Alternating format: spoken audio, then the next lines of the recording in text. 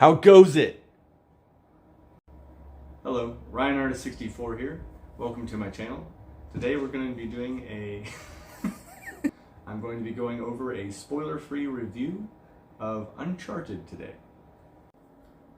So we all know how with video games trying to transfer over to movies, a lot of studios have had pretty little success with that in the past.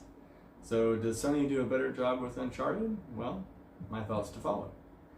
Overall, I feel like the writing pace in this film, the pacing in general, came across pretty good. There's no parts that really feel slow or as if they're really rushing anything.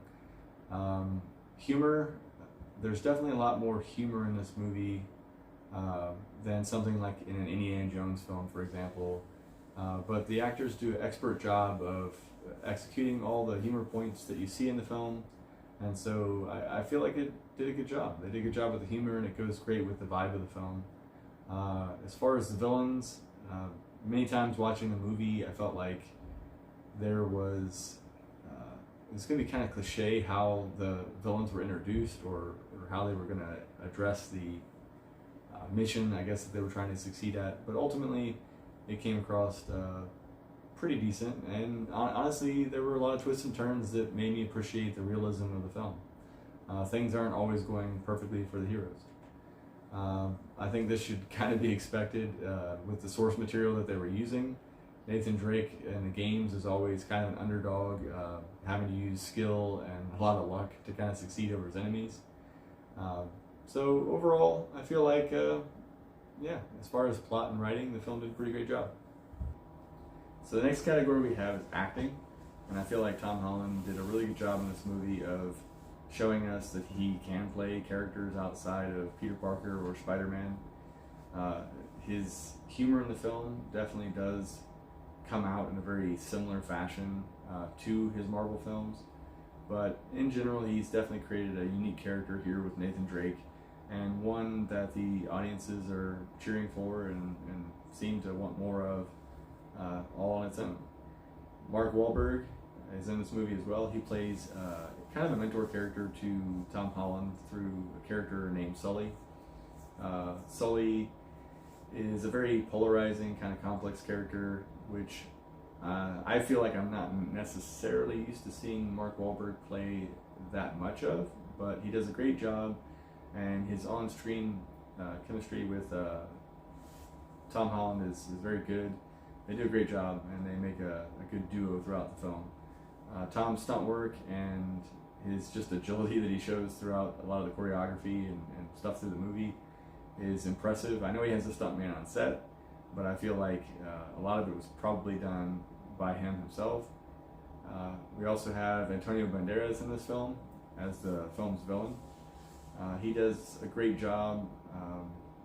Ultimately, his role, he makes it menacing without getting too far into the mustache twirling sort of villain arena. And so, yeah, overall the acting is pretty solid. Alright, for the last category we have visual effects, and this movie has a lot of CGI, green screen, and all the things going on. The stunt choreography and everything is top notch, and I would say for the most part the action is relatively believable. However, if you are one of those moviegoers who takes issue with stunts and sequences in the film seemingly being unsurvivable to the characters or just not seeming very realistic, you may take some issue with this film. There's definitely nothing in the film that's hide in a refrigerator to survive a nuclear blast goofy, but nevertheless there are some over-the-top stunts. And I will say there were a few scenes, some things in the movie that I did take a little bit of issue with. People talking to each other while skydiving, not a real thing in real life. And also the fact that on set during those scenes, the fans definitely needed to be at a much more violent setting. The wind wasn't very strong in the scenes, and it kind of, I think, as good as the overall effects were, drew away from those scenes just a little.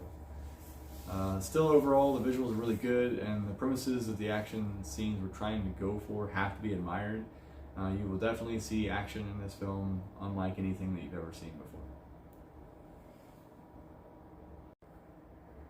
So, final verdict.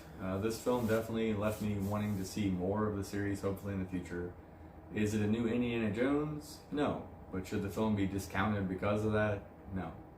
I feel like it's more of impressive of a film than most of the Tomb Raider series is, or definitely better than Crystal Skull in my opinion.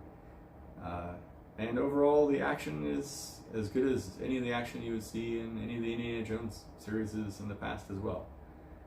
So overall, I think it's a great film, definitely worth seeing, and I'm going to give this film a 4.4 out of 5. Go check it out.